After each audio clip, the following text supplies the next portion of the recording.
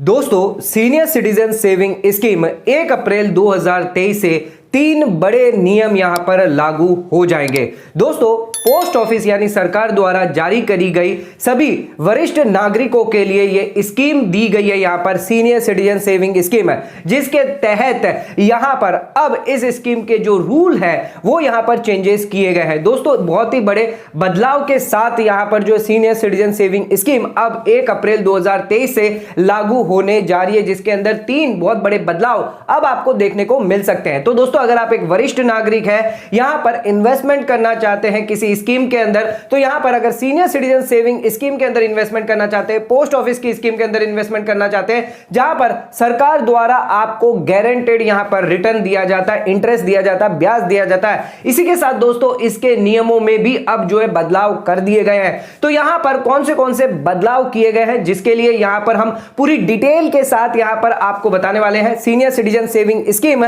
जो बदलाव किए गए हैं यहां पर 1 अप्रैल 2023 से। तो दोस्तों आज का वीडियो आप सभी के लिए बहुत ज्यादा इंपॉर्टेंट होगा और वीडियो को कंप्लीटली जरूर देखिएगा, क्योंकि वीडियो के अंदर ही हम सारे बदलाव आपको बताएंगे। पूरी की पूरी स्कीम के बारे में तो डिटेल हम आपको देंगे, लेकिन इसी के साथ साथ हम आपको बताते जाएंगे कि कौन से 3 बड़े बदलाव जो है वो यहां पर आपको लागू होने वाले हैं 1 अप्रैल द्वारा। तो दोस्तों पोस्ट ऑफिस ने यहां पर जो है 1 अप्रैल से जो बदलाव है, वो नियम जो है यहां पर जो चेंजेस किए हैं वो लागू करने वाली है। तो दोस्तों ये आपके लिए जानना बहुत ज्यादा जरूरी है। तो वीडियो को स्टार्ट करते हैं। चैनल पर नए हैं तो सब्सक्राइब कर लीजिए और बेल आइकन पर नोटिफिकेशन पर क्लिक कर लीजिए, ताकि आपको आने वाले सभी नोटिफिकेशन रिगार्डिंग हमारे वीडियो से रेगुलरली मिलते रहे।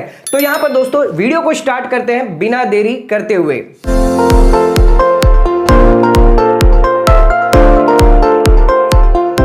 तो दोस्तों आइए स्टार्ट करते अपने वीडियो को और अब यहां पर बात कर लेते हैं सीनियर सिटीजन सेविंग स्कीम 1 अप्रैल 2023 से 3 बड़े बदलाव यहां पर करने जा रही है। तो दोस्तों पोस्ट ऑफिस द्वारा ये 3 बहुत बड़े बदलाव किए जा रहे हैं, जिसके अंदर बजट 2023 में इस बार आप सभी को पता होगा कि एक बहुत बड़ा बदलाव ऑलरेडी यहां पर कर दिया गया है।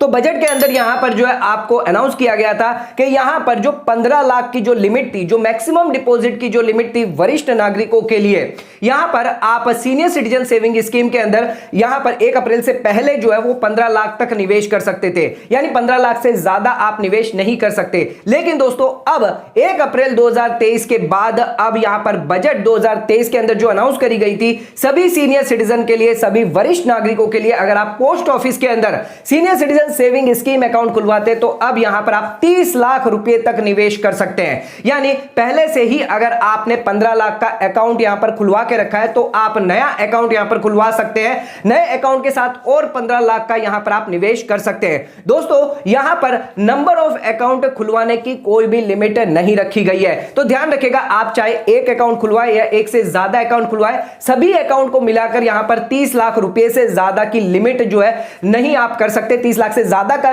डिपॉजिट यहां पर जमा जो है senior citizen saving scheme account के अंदर नहीं कर सकते। तो ध्यान रखिएगा, यहां पर जो है आप 30 लाख रुपए से ज्यादा का निवेश नहीं कर पाएंगे 1 अप्रैल के बाद। यानी आपने अगर 1 अप्रैल से पहले यहां पर अगर आपके 15 लाख तक का लिमिट जो है वो एग्जॉस्ट कर लिए, अकाउंट खुलवा लिया है, तो अगर आप नया अकाउंट खुलवाना चाहते हैं तो पुराने अकाउंट को यहां पर आप टॉप अप नहीं करवा सकते, पुराने अकाउंट के अंदर और नया निवेश नहीं कर सकते, जिसके लिए आपको नया अकाउंट ही खुलवाना पड़ेगा और नए अकाउंट के अंदर और 15 लाख तक आप निवेश कर सकते हैं। ध्यान रखिएगा दोस्तों, यहां पर आपके लिए टॉप अप की लिमिट यहां पर नहीं रखी गई है। टॉप अप आप नहीं करवा सकते, यानी आप पुराने अकाउंट को यहां पर बढ़ा नहीं सकते। यानी आप चाहते हैं कि आपने पुराना अकाउंट सीनियर सिटीजन अकाउंट खुलवा के रखा है, उसी के अंदर यहां पर आप जो है और एडिशनल निवेश करके जो है अकाउंट को कंटिन्यू करें, ऐसा नहीं कर सकते। आपको यहां पर 1 अप्रैल के बाद नया अकाउंट खुलवाना होगा, जिसके अंदर आप 15 लाख तक की लिमिट रखी गई है, और अगर आपने 15 लाख की लिमिट एग्जॉस्ट कर ली है तो और 15 लाख आप कर सकते हैं। तो ओवरऑल जितने भी नंबर ऑफ अकाउंट आप खुलवाएंगे 30 लाख से ज्यादा का आप डिपॉजिट नहीं कर पाएंगे।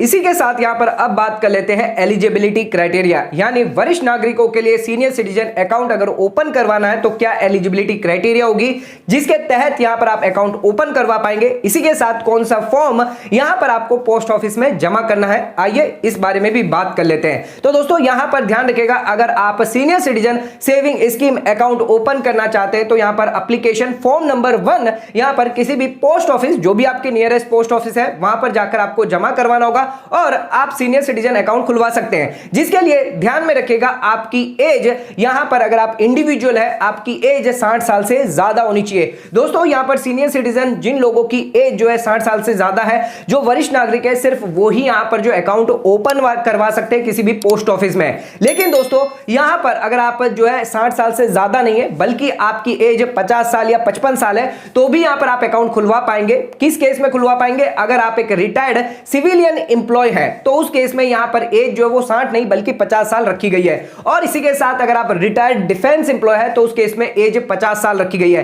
दोस्तों यहां पर जो एज का रिलैक्सेशन दिया गया है, यानी आप 50 साल और 55 साल के अंदर ही यहां पर जो है अकाउंट खुलवा सकते हैं, जिसके लिए आपको 60 साल का इंतजार नहीं करना। लेकिन दोस्तों यहां पर एक कंडीशन रखी गई है कि जो भी आपका रिटायरमेंट बेनिफिट आपको मिलता है, चाहे आप सिविलियन एम्प्लॉय हो या फिर आप डिफेंस एम्प्लॉय हो, जो भी रिटायरमेंट बेनिफिट आपको मिल रहा है, पीएफ, ग्रेच्युटी, लीव एनकेशमेंट, आपको 1 महीने के अंदर अंदर जब से आपको रिसीव हुआ है, आपको यहां पर निवेश करना होगा, तभी यहां पर आप अकाउंट खुलवा पाएंगे। इसी के साथ दोस्तों यहां पर आप इंडिविजुअल कैपेसिटी पर अकाउंट खुलवाना चाहते हैं या फिर ज्वाइंटली आप अपने स्पाउस के साथ भी यहां पर अकाउंट खुलवा सकते हैं। तो दोस्तों ध्यान रखिएगा, यहां पर अगर आप ज्वाइंटली अकाउंट खुलवाते हैं तो यहां पर जो फर्स्ट होल्डर है, जो फर्स्ट डिपॉजिट होल्डर है, उसी को यहां पर जो डिपॉजिट है वो यहां पर जो है यहां पर लागू किया जाएगा, यानी जो डिपॉजिट की जो लिमिट है वो फर्स्ट होल्डर को ही लागू होगी। इसी के साथ कोई भी एलिजिबिलिटी क्राइटेरिया होगी या कोई यहां पर अदर क्राइटेरिया, वो सिर्फ फर्स्ट होल्डर को लागू होगा। जो सेकंड होल्डर है, जो जॉइंट होल्डर है, उसे यहां पर तभी काम होगा जब यहां पर अगर डेथ हो जाती है फर्स्ट होल्डर की, तभी यहां पर जो सेकंड होल्डर काम में आता है। दोस्तों यहां पर एक और गलतफहमियां यहां पर सभी के मन में होती है कि यहां पर जो सेकंड होल्डर है, जो जॉइंट होल्डर है, उसको यहां पर एज लिमिट की क्राइटेरिया यहां पर फुलफिल करनी होती है, लेकिन ऐसा नहीं है। जो एलिजिबिलिटी क्राइटेरिया है, एज लिमिट की क्राइटेरिया, वो सिर्फ फर्स्ट होल्डर के लिए रखी गई है, यानी 60 साल, 50 साल या 55 साल जो है वो सिर्फ फर्स्ट होल्डर के लिए रखी गई है। अगर आप जॉइंट होल्डर है एंड यहां पर जो जॉइंट होल्डर की एज 40 साल हो या 50 साल हो, उससे फर्क नहीं पड़ता, आप उसको ज्वाइंट करवा सकते हैं, उसके लिए कोई भी एज क्राइटेरिया नहीं रखी गई है। दोस्तों यहां पर अब इंटरेस्ट रेट और इंटरेस्ट पेबल की बात कर लेते हैं। तो यहां पर इंटरेस्ट रेट जो लागू होगी 1 जनवरी 2023 से 8% की इंटरेस्ट रेट लागू है, वही यहां पर आपके लिए कंटिन्यू रहने वाली है, जो यहां पर क्वार्टरली पेबल किया जाएगा। तो इंटरेस्ट रेट में कोई भी यहां पर बदलाव नहीं किया गया है। इसी के साथ इंटरेस्ट पेबल की बात कर लेते हैं। तो यहां पर जिस दिन से आपने डिपॉजिट किया है उस दिन से यहां पर क्वार्टरली बेसिस पर आपको इंटरेस्ट पेबल किया जाएगा, यानी कि अगर आपने डिपॉजिट किया है तो 31 मार्च को यहां पर आपको दिया जाएगा, 30 जून, 30 सितंबर या 31 दिसंबर, इस हिसाब से कभी भी अगर आप अकाउंट ओपन करवाते हैं तो तब से लेकर जो भी आपका क्वार्टर फॉल करता है, जिसके अंदर आपको ब्याज का यहां पर पैसा दिया जाएगा। ध्यान रखिएगा, जो भी ब्याज का पैसा है अगर आप क्लेम नहीं करते किसी क्वार्टर में तो उस पर एडिशनल ब्याज आपको कुछ भी नहीं दिया जाएगा। और इसी के साथ जो भी ब्याज का पैसा है वो आपके सीधे सीधे post office saving bank account के अंदर क्रेडिट कर दिया जाएगा। दोस्तों एक और चीज यहां पर समझने वाली है कि जो भी ब्याज आपको दिया जा रहा है, इंटरेस्ट जो भी आपको दिया जा रहा है सीनियर सिटीजन सेविंग स्कीम के अंदर, जितना भी आप डिपॉजिट कर रहे हैं, जितना भी ब्याज आपको मिल रहा है, वो आपके लिए टैक्सेबल होने वाला है। ध्यान रखिएगा, यहां पर अगर आप सभी सीनियर सिटीजन अकाउंट को मिलाकर जो भी ब्याज आपको मिला है, यहां पर अगर 50,000 से ज्यादा का ब्याज निकलता है तो आपका टीडीएस भी डिडक्ट होगा। लेकिन अगर आप पोस्ट ऑफिस में फॉर्म 15H जमा करवा देते हैं तो उस केस में आपका टीडीएस डिडक्ट नहीं किया जाएगा, लेकिन आपकी लिमिट 50,000 से ज्यादा नहीं होनी चाहिए। दोस्तों इसी के साथ आ जाते हैं, अब यहां पर बताते हैं जो दूसरा बदलाव यहां पर सीनियर सिटीजन सेविंग स्कीम के अंदर किया गया है, वो है प्री मैच्योर विड्रॉल को लेकर।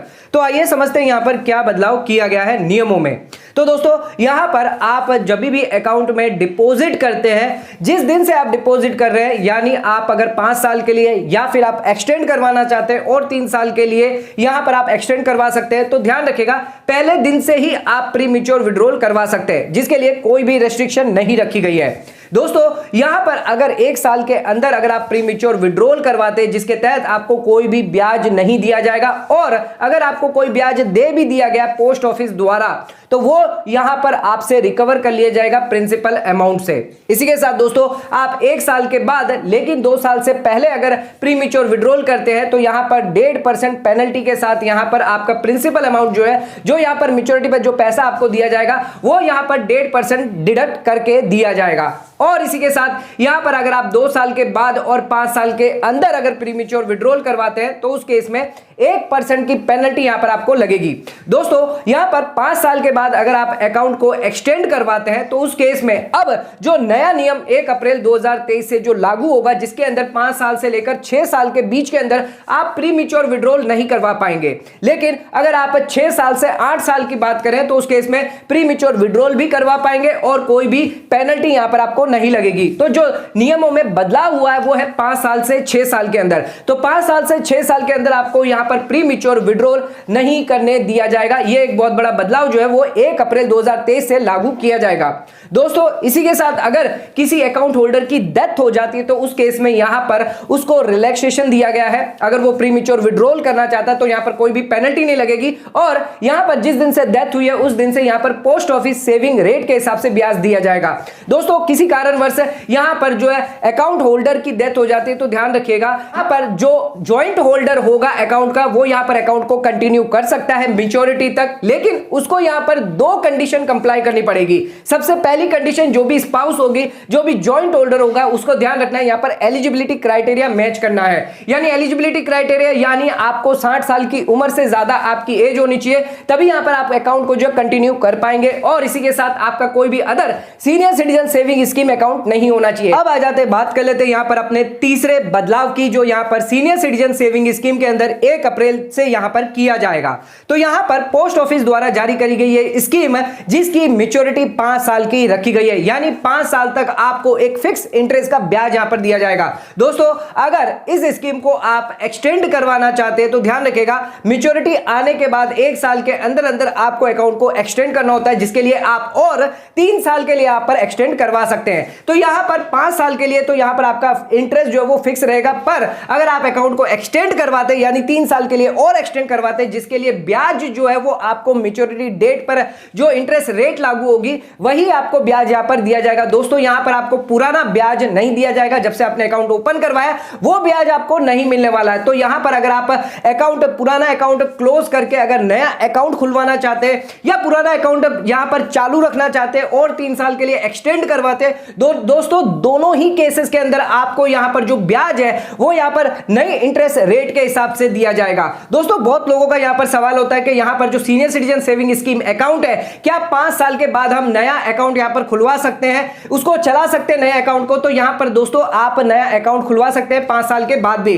अगर आप 8 साल तक अकाउंट चलाते हैं, 5 साल प्लस मैच्योरिटी और 3 साल की अगर आपने एक्सटेंड करवाया है, तो उस केस में उसके बाद भी आप अगर नया अकाउंट खुलवाना चाहते हैं तो वो भी यहां पर आप कर सकते हैं। दोस्तों जो नियमों में बदलाव किया गया है 1 अप्रैल 2023 से, यानी आपकी जो लिमिट थी 30 लाख रुपए, अगर उससे ज्यादा अगर आप डिपॉजिट करते हैं, आपके 2 अकाउंट है, 3 अकाउंट है, 4 अकाउंट है, सभी अकाउंट को मिलाकर अगर आपने डिपॉजिट मान के चलिए यहां पर 40 लाख रुपए कर दिए, आपको 30 लाख की लिमिट दी गई थी 1 अप्रैल के बाद, पर आपने 40 लाख रुपए यहां पर जमा कर दिए, तो दोस्तों जो भी 10 लाख रुपए आपने जमा करें वो आपको रिफंड तो कर दिया जाएगा। पहले आपको ब्याज दिया जाता था, जब से आपने एक्सेस डिपॉजिट किया और जिस दिन तक आपको वापस रिफंड का पैसा दिया जा रहा है, आपको पोस्ट ऑफिस द्वारा यहां पर सेविंग इंटरेस्ट रेट का यहां पर ब्याज दिया जाता था। लेकिन दोस्तों 1 अप्रैल के बाद अब वो ब्याज नहीं दिया जाएगा। यानी अगर आपने एक्सेस डिपॉजिट किया है 30 लाख से ज्यादा का अगर कोई अमाउंट डिपॉजिट करिए, 1 लाख करिए, 2 लाख करिए, 5 लाख करिए, 10 लाख करिए, तो उस केस में यहां पर सिर्फ आपका रिफंड कर दिया जाएगा, कोई भी ब्याज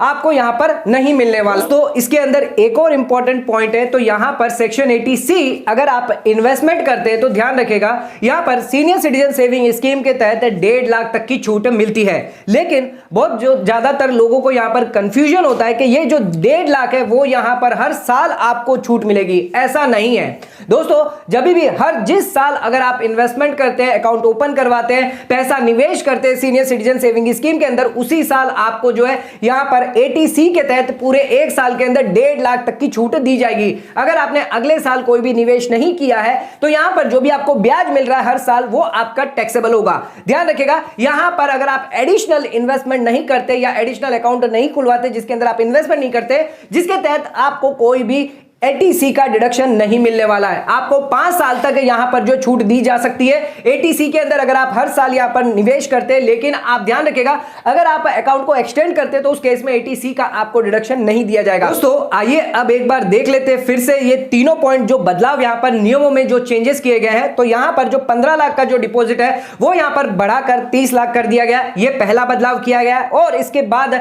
जो दूसरा बदलाव किया गया वो यहां पर प्री मैच्योर विड्रॉल के अंदर जो 5 से 6 साल के अंदर आपको प्री मैच्योर विड्रॉल नहीं करने दिया जाएगा। और तीसरा बदलाव जो 1 अप्रैल से किया जाएगा वो यहां पर जो एक्सेस डिपॉजिट आप करेंगे जिस पर आपको पोस्ट ऑफिस सेविंग रेट के हिसाब से ब्याज नहीं दिया जाएगा। दोस्तों ये 3 बहुत बड़े बदलाव जो है वो 1 अप्रैल 2023 से अब यहां पर किए जाएंगे सीनियर सिटीजन सेविंग स्कीम के अंदर। तो यहां पर अगर आप एक वरिष्ठ नागरिक है, इन्वेस्टमेंट करना चाहते हैं सीनियर सिटीजन सेविंग स्कीम के अंदर, तो ये तीनों बदलाव के बारे में आप ध्यान जरूर रखिएगा। तो दोस्तों आज का वीडियो अगर आपको पसंद आए तो चैनल को लाइक और सब्सक्राइब जरूर करिएगा, ज्यादा से ज्यादा शेयर जरूर करिएगा। धन्यवाद।